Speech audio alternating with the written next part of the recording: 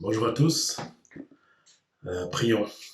Notre Dieu, notre Père, nous te bénissons.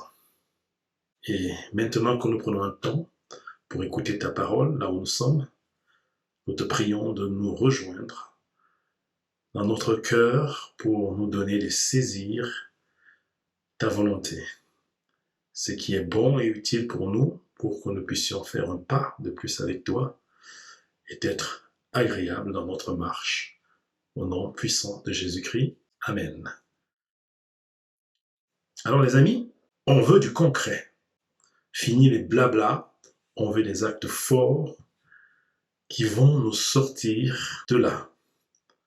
C'est le titre et le refrain de la chanson d'un chanteur qui se dit engagé.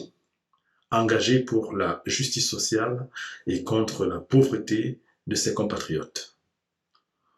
Et on entend très souvent ça, à l'égard du gouvernement, des hommes au pouvoir, de la classe politique. Ce qu'on veut, ce ne sont pas des promesses, des beaux discours, mais du concret, des actes. Et cette requête vaut même en amour. Dans la Bible, il y en a un qui a cette réputation de réclamer du concret. Les lecteurs de la Bible sont souvent indisposés à sa lecture, car il ne permet pas de juste lire tranquillement une portion de la parole sans se sentir obligé de l'engagement personnel. Oui, Jacques, frère du Seigneur, écrit une épître assez universelle à ses frères en Christ sans compromis, appelant à un engagement pratique et concret du chrétien. Nous allons lire Jacques 1, le dernier verset, à partir du verset 27 jusqu'au verset 17 du chapitre 2. Jacques 1, 27 à 2, verset 17. La religion pure et sans tache devant Dieu, notre Père, consiste à s'occuper des orphelins et des veuves dans leur détresse et à ne pas se laisser souiller par le monde. Mes frères et sœurs, que votre foi en notre glorieux Seigneur Jésus-Christ soit libre de tout favoritisme. Supposez, en effet, qu'entre dans votre assemblée un homme portant un anneau d'or et des habits somptueux, et qu'entre aussi un pauvre aux habits crasseux. Si vous tournez les regards vers celui qui porte les habits somptueux pour lui dire « Toi, assieds-toi ici à cette place d'honneur », et que vous disiez au pauvre « Toi, tiens-toi là debout », ou bien « Assieds-toi par terre à mes pieds », ne faites-vous pas en vous-même une distinction et ne devenez-vous pas des juges au mauvais raisonnement? Écoutez, mes frères et sœurs bien-aimés, Dieu n'a-t-il pas choisi ceux qui sont pauvres aux yeux du monde pour les rendre riches dans la foi et héritiers du royaume qu'il a promis à ceux qui l'aiment? Et vous méprisez le pauvre.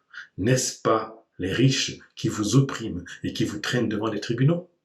N'est-ce pas eux qui insultent le beau nom que vous portez?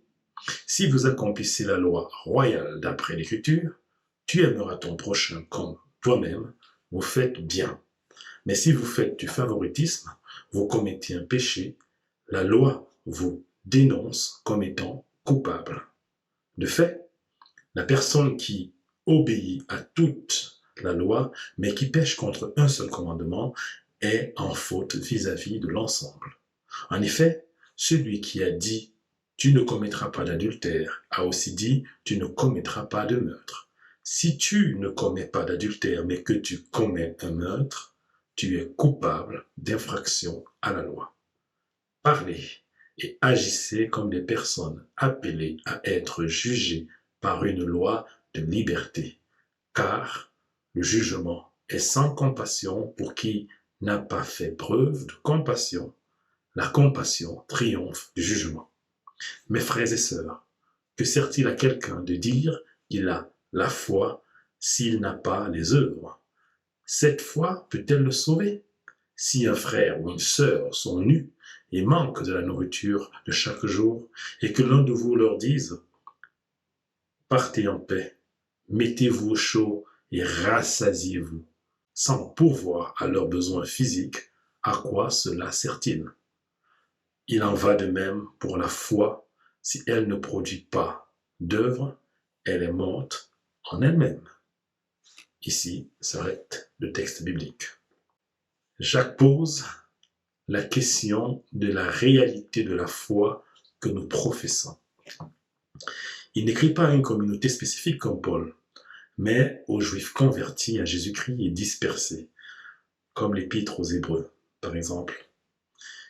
Il ne se veut pas traiter des grands principes doctrinaux, comme fait l'apôtre Paul, mais des sujets concrets de la marche quotidienne du chrétien dans sa vie ici et maintenant. En nommant rarement, oui, c'est assez étonnant, presque pas du tout, Jésus-Christ, dans toute son épître, juste 2 fois, me semble-t-il, il est parfois celui qui fait pourtant le plus allusion que les autres épîtres aux enseignements de Jésus. Comme pour nous dire moins de Seigneur, Seigneur, Jésus, Jésus, mais plus d'action de Jésus. Jacques ne s'oppose pas aux principes doctrinaux, il est complémentaire des épîtres de Paul, mais il s'attache à ceci, qu'une fois que nous avons la connaissance dans la tête, nous puissions passer à la mise en pratique concrète au travers de l'œuvre du Saint-Esprit dans le cœur. Cet épître est comme un patchwork de nombreux sujets de la vie chrétienne, parfois connectés juste par une transition les unes des autres et parfois pas. C'est pour cela que j'ai commencé cette lecture de cette partie par le verset 27 du chapitre précédent. La religion pure et sans tache devant Dieu notre Père consiste à visiter les orphelins et les veuves dans leurs afflictions, à se préserver des souillures du monde. Jacques commence dans sa transition, dont je parlais tout à l'heure, à opposer les œuvres de piété, la prière, la lecture de la Bible, les chants, les cultes, assister au culte, voilà, le jeûne, et que sais-je encore. Il commence à opposer les œuvres de piété qui souvent concernent moi et mon édification, donc repliées sur moi, et il les oppose aux œuvres bonnes, en direction des autres vers le monde, tout en me préservant d'être négativement affecté par le comportement du monde qui ne le connaît pas. Et dans la suite donc, au chapitre 2, le passage qu'on a lu, Jacques traite de pauvreté, de favoritisme, de partialité, des fléaux de cette société-là du 1er siècle, pas très différentes de ceux de notre société d'aujourd'hui, posant justement la question de la responsabilité sociale du chrétien et de l'Église. Dès le premier verset du chapitre 2, notons déjà bien que Jacques va résumer son propos en posant le cadre, à savoir la foi en notre glorieux Seigneur Jésus-Christ. Nous relisons, mes frères et sœurs, que votre foi en notre glorieux Seigneur Jésus-Christ soit libre de tout favoritisme.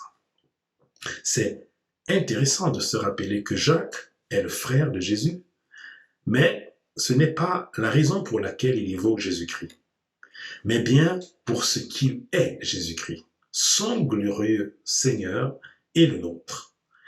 Et c'est justement ce que Jésus est qui porte toute la force de l'exhortation qui va suivre.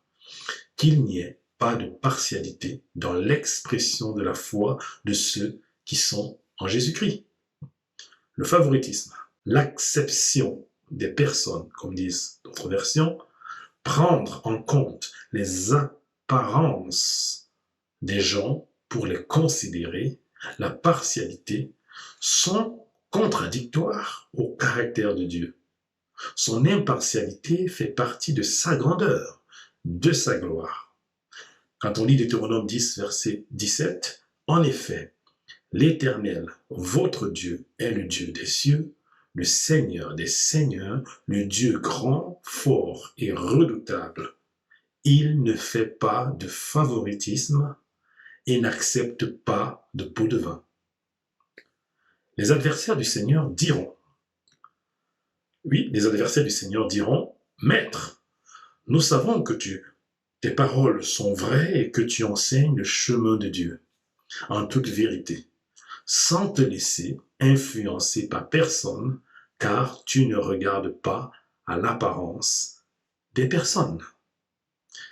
Et les disciples du Seigneur enseigneront ce caractère.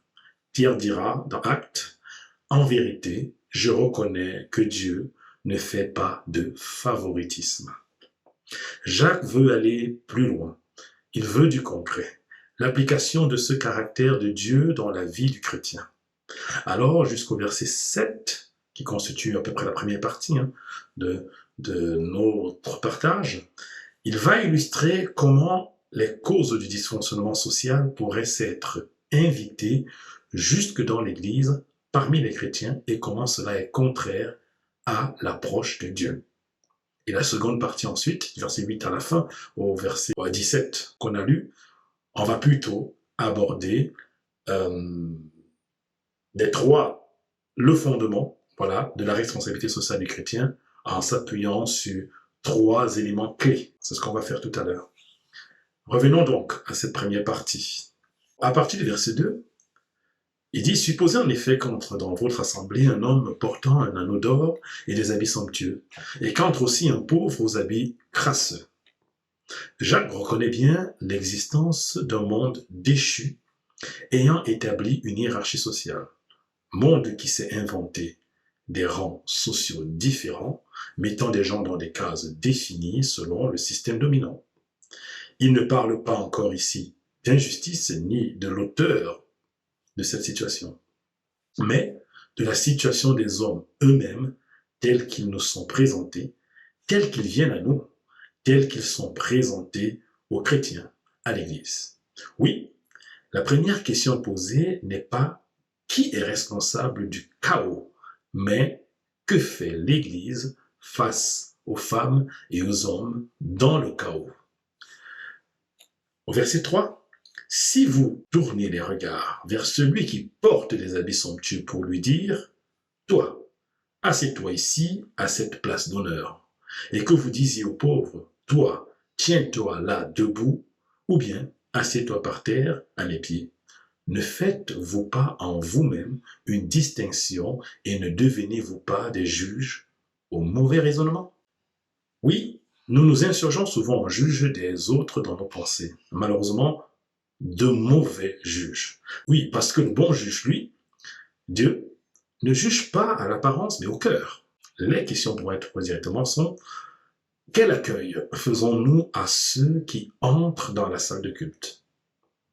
Est-ce que j'accueille à ma table les démunis qui ne peuvent me rendre l'appareil? Suis-je enclin à accorder plus d'importance ou de crédit aux personnes de rang social élevé plutôt que les plus modestes?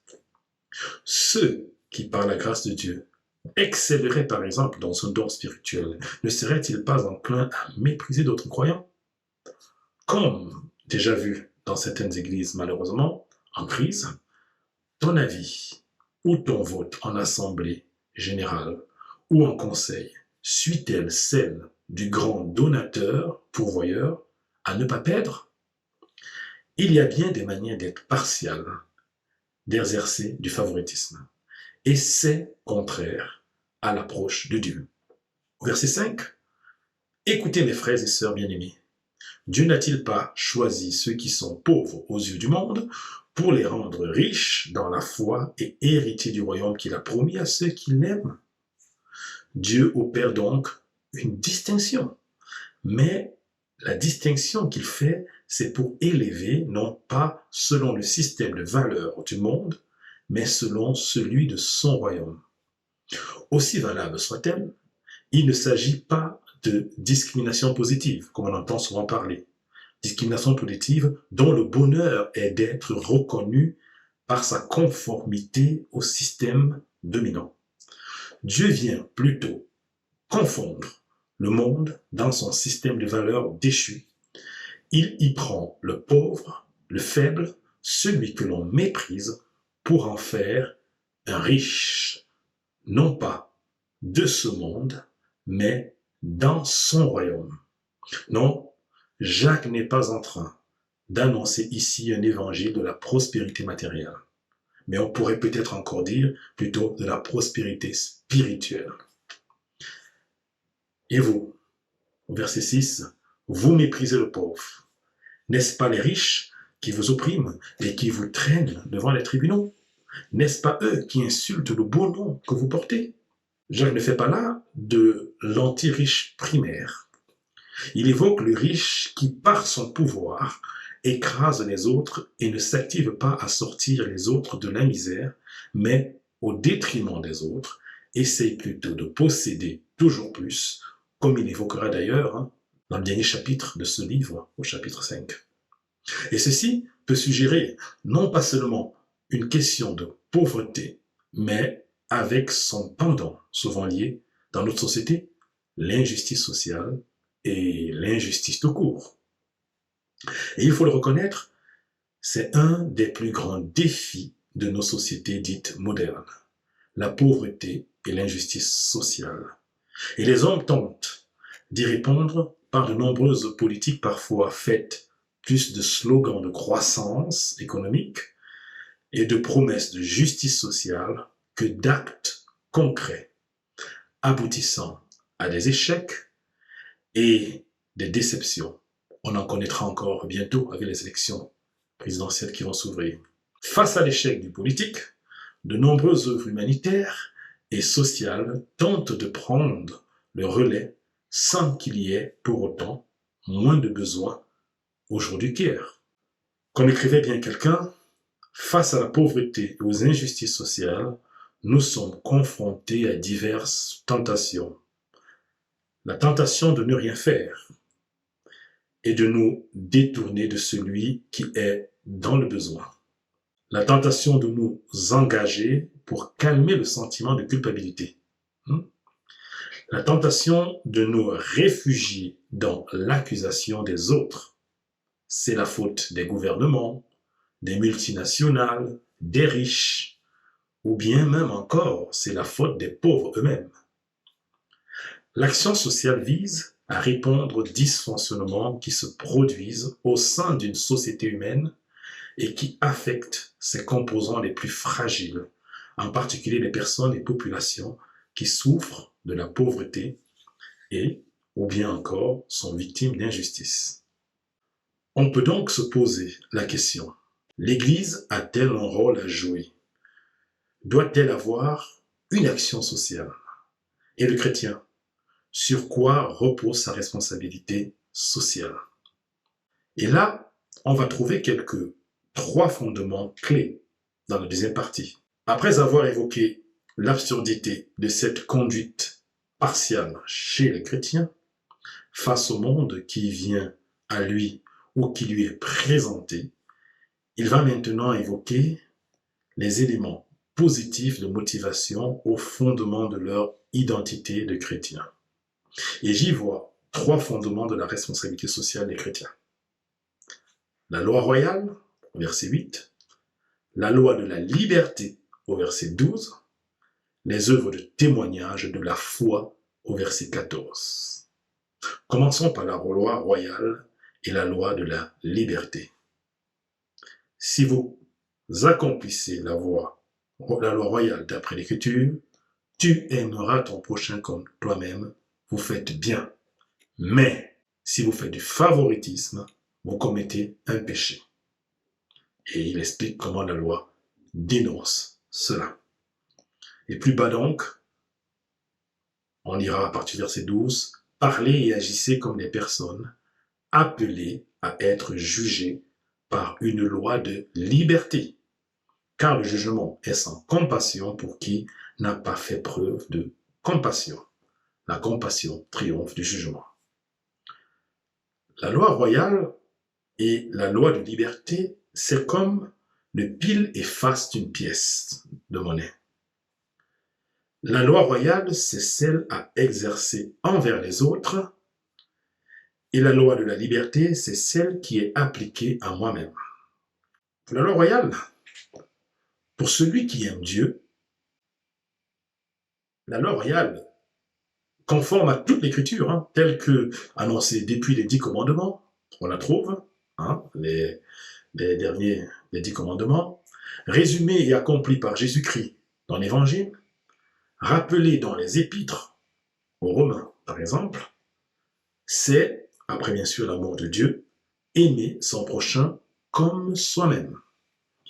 Et comme pour répondre à des juifs pharisiens qui pourraient être tentés de se justifier en évoquant leur religiosité par le respect des préceptes de la loi et même le bon accueil des riches comme un signe extérieur de l'amour des étrangers, puisque le diable se trouve parfois dans les détails, n'est-ce pas?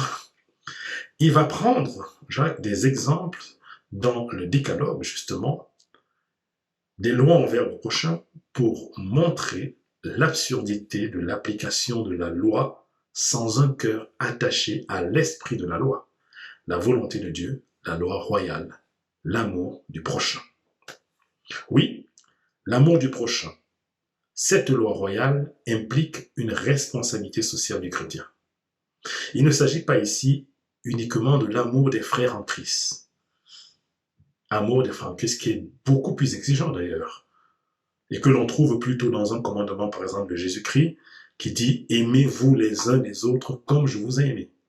En fait, vous voyez, aimer comme soi-même le prochain, le modèle ici est mis sur soi-même en fait. Mais aimer comme Jésus, les frères en Christ, le modèle est mis plutôt sur Jésus lui-même. Donc bien plus exigeant en réalité. Fermons la parenthèse. La loi royale, aimer son prochain comme soi-même, est inclusive.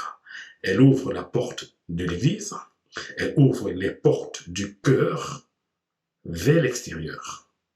Il ne s'agit pas de résoudre, toi chrétien ou toi Église, ici la pauvreté ou l'injustice sociale dans le monde entier. Il s'agit plutôt, comme disait le verset 3, de tourner le regard, mais de manière impartiale, vers celui qui vient à nous, celui qu'il nous est donné de rencontrer, vers le monde qui vient à nous, en tant qu'Église certes, mais aussi en tant que continuité de l'Église déportée dans nos maisons, quartiers, lieux de sport, de travail, nos différentes sphères de vie. Il s'agit sans favoritisme de tourner vers celui-là le regard, d'être plein d'attention ou de s'empresser envers lui, comme le dit autrement d'autres versions. Cette loi de l'amour est royale aussi, parce que c'est la loi d'un royaume. Mais lequel? Le royaume de Dieu. Il faut reconnaître que la compréhension que l'on a du royaume de Dieu a souvent déterminé le niveau d'engagement social ou non des églises et parallèlement le niveau d'engagement dans l'évangélisation ou non. Vous allez voir le rapport. Quelle est pour toi la perspective de l'homme et du monde par rapport au royaume de Dieu? Et il y a là deux principales erreurs à deux extrêmes opposés qu'il est bon ici de distinguer. Au moins deux, peut-être il y en a beaucoup d'autres. Il faut les distinguer pour justement ne pas les commettre dans notre évaluation de notre responsabilité sociale. Je parle bien sûr de la responsabilité sociale du chrétien. La première erreur consiste à croire que le royaume de Dieu peut être construit par l'engagement en faveur d'une société plus juste et pacifique et réduit l'homme uniquement à sa dimension horizontale. C'est-à-dire uniquement à ses relations les uns avec les autres dans la société. Le salut concerne alors les conditions matérielles et psychologiques de la vie ici et maintenant et passe par une liberté politique. C'est le cas par exemple des humanistes et on retrouve aussi cela dans les partis politiques et la motivation de nombreuses œuvres sociales. Le problème est d'ignorer carrément ou de minimiser la réalité du péché. La relation verticale de l'homme, c'est-à-dire la rupture justement de la relation avec Dieu et la nécessité donc de la liberté offerte par Jésus-Christ. C'est ça le problème avec cette première erreur. La seconde erreur que je peux identifier et que l'on trouve plus facilement chez les évangéliques est de ne parler que de l'évangélisation en écartant l'action sociale. Puisque le monde est pécheur et condamné à la ruine, il n'y a pas de raison de chercher à l'améliorer d'actions qui de toute façon sont vouées à l'échec. D'autant plus qu'il n'y a que l'avènement du royaume de Dieu qui puisse résoudre les problèmes des sociétés. Le problème ici, dans cette manière de voir extrême, si je peux dire, est la désolidarisation du chrétien de l'histoire humaine.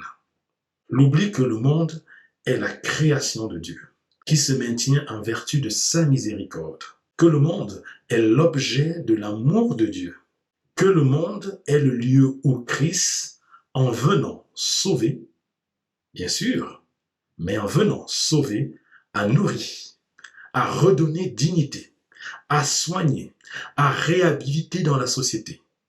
C'est l'oubli que Dieu, après la recréation de l'humanité par le déluge, a dit, sachez-le aussi, je redemanderai le sang de vos âmes, je le redemanderai à tout animal, c'est-à-dire l'âme de l'homme, et je redemanderai l'âme de l'homme à l'homme lui-même, à l'homme qui est son frère. Et pourquoi ça? Parce que Dieu a fait l'homme à son image. En venant maintenant à la loi de la liberté, l'autre côté de la pièce. Si la loi royale, c'est celle à exercer envers les autres, la loi de la liberté, c'est celle qui est appliquée à moi. Jacques parle encore de la loi parfaite dans le premier chapitre. Elle commence d'abord par la grâce immense de Dieu manifestée à notre égard afin de nous accorder la liberté. La liberté du péché et de ses conséquences. Elle nous rend libres de toute condamnation, de toute servitude, de toute crainte. Elle est énorme. Et nous sommes considérés comme des personnes qui ont abondamment reçu. Elle nous rend aussi libres de la colère et de la condamnation de Dieu. Et comme déjà vu, Jacques veut tout simplement que les chrétiens vivent en pratique, en cohérence à leur foi. Et cette compassion de Dieu à notre égard a donc produit des gens compatissants. Jacques parle de jugement, non pas que ceux qui ont reçu la grâce de Dieu vont voir cette grâce de Dieu s'annuler, mais le jugement, c'est pour ceux qui n'ont pas reçu la grâce de Dieu. Et l'absence de preuve de compassion est la marque qu'ils ne l'ont justement pas reçue. C'est pourquoi il dit « Parlez et agissez comme des personnes appelées à être jugées par la loi de la liberté. » Car le jugement est sans compassion pour qui n'a pas fait preuve de compassion. La compassion triomphe du jugement. Et enfin, dans ce fondement, on va dire, de l'arithmétique sociale du chrétien, dans cette deuxième partie, on voit enfin les œuvres de témoignage de la foi, au verset 14. Mes frères et sœurs, que sert-il à quelqu'un de dire qu'il a la foi s'il n'a pas les œuvres? Cette foi peut-elle le sauver? Et après il va dire, si un frère ou une sœur sont nus et manquent la nourriture de chaque jour, et que l'un de vous lui dise, partez en paix, mettez-vous au chaud, rassasiez-vous, sans pourvoir à leurs besoins physiques, à quoi cela sert-il? Il en va de même pour la foi, si elle ne produit pas d'œuvre, elle est morte en elle-même. Jacques parle bien des bonnes œuvres, conséquences de la foi du chrétien, de sa nouvelle nature soumise aux lois royales et de liberté.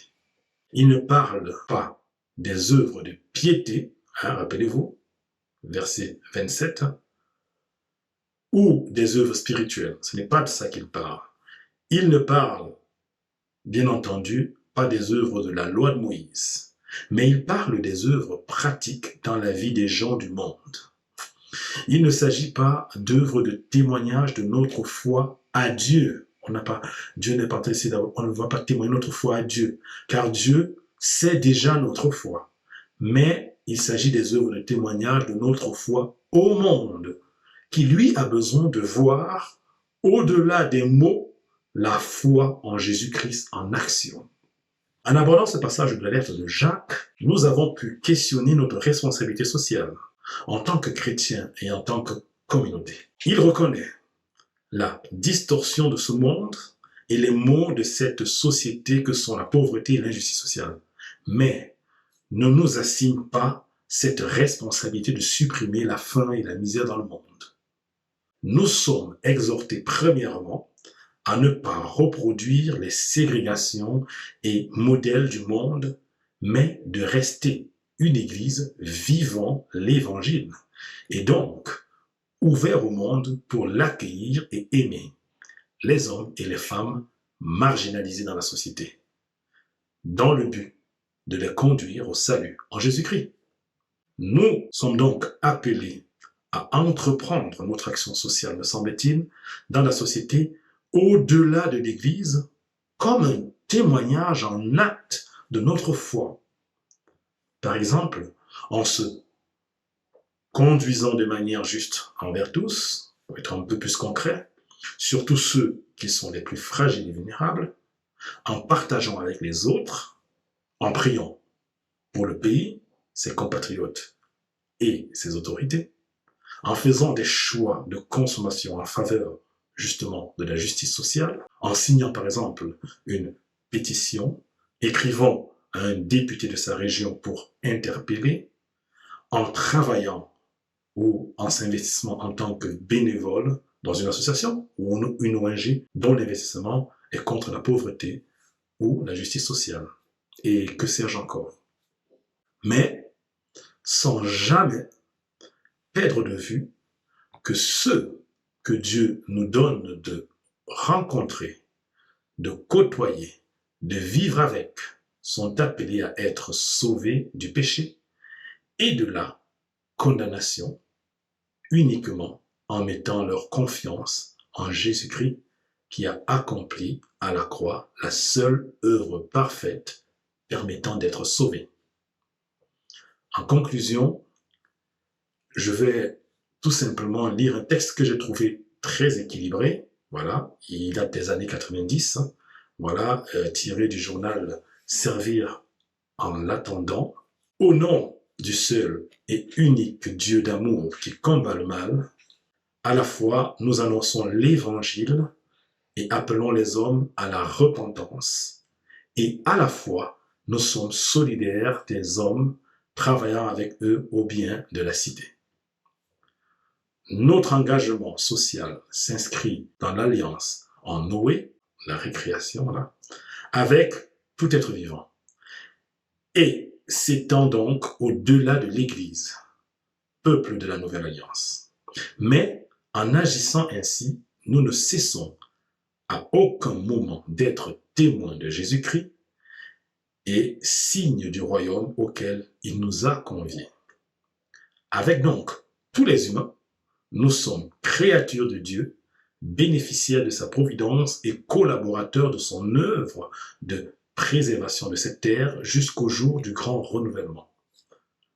Avec nos frères en Christ, nous agissons en disciples du Seigneur, témoins de sa mort et de sa résurrection, dans l'espérance de son retour qui transformera toutes choses.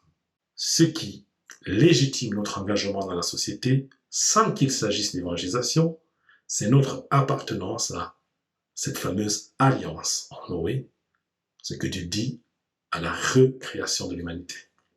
Ce qui donne à cet engagement sa spécificité dans les moyens utilisés et son espérance, c'est notre appartenance au royaume nouveau qui vient. Dans les deux cas, ce qui motive notre action, c'est l'obéissance à la volonté de Dieu. C'est la mise en pratique de l'amour du Christ dont nous avons été aimés. C'est la force du Saint-Esprit qui nous permet de lutter contre les ravages du prince de ce monde. Amen.